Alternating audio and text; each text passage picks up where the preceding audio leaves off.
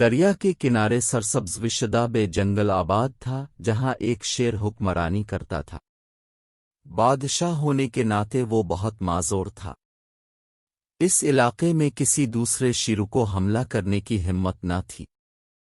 ایک دن شیر اپنے وزیروں کے ساتھ جنگل کے دورے پر نکلا۔ اس کی ملاقات خالہ بلی سے ہوئی۔ شیر نے پوچھا، خالہ بلی، یہ تمہارا حال کس نے کیا ہے؟ بلی نے بتایا، جب سے مجھے انسانوں نے پکڑا ہے میرا یہ حال کر دیا۔ شیر طیش میں آ گیا اور کہا، خالہ مجھے اس انسان کا پتہ بتو، ابھی اس سے تمہارا بدلہ لیتا ہوں۔ یہ سن کر بلی بولی، تم نہیں جانتے انسان بہت خطرناک ہے۔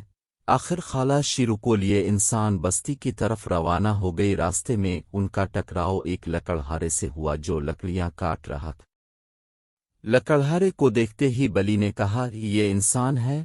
شیر نے فوراً کہا، میں تمہارا مقابلہ کرنے کے لیے آیا ہوں اور اپنی خالہ کا بدلہ لینا میرا حق ہے۔ کیا تمہاری خالہ نے یہ نہیں بتایا کہ انسان بہت خطرناک ہے؟ انسان نے فوراً جواب دیا، میں تمہیں مزہ چکھا کر ہی رہوں گا۔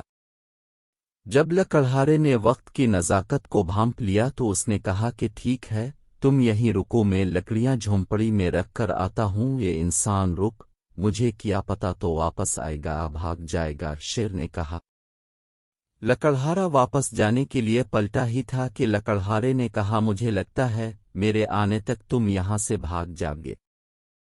یہ بات سن کر شیر ہنسنے لگا اور بولا کہ میں نے تمہیں خود مقابلہ کرنے کے لیے کہا، بھلا میں کیوں بھاگوں گا؟ لکڑہارے نے کہا، نہیں، مجھے تمہاری بات پر یقین نہیں ہے۔ شیر نے پریشانی کے عالم میں خالہ کی طرف دیکھا۔ خالہ نے ترکیب سوچی اور کہا کہ ایسے کرتے ہیں کہ شیر کو اس درخت سے باندھ دیتے ہیں۔ چنانچہ بپھرا شیر اس ترکیب مان گیا۔ جوں ہی شیر درخت سے باندھ گیا، لکڑہاڑی نے موٹی لکڑی اٹھائی اور شیر کی پٹائی شروع کر دی اور پورے جنگل میں شیر کی چیخ وپکار سنائی دینے لگی۔ اچھی طرح شیر کو پیٹنے کے بعد لکڑہاڑی نے کہا کہ بلی، اپنے بھانجے کا خیال رکھو، میں ابھی آتا ہوں۔ یہ سننا تھا کہ بلی شیر کے پاس آئی اور کہا کہ بھانجے، میں نے تم سے کہا تھا کہ انسان بہت خطرناک ہوتا ہے، اب سزا بھگتو اپنے غرور کی۔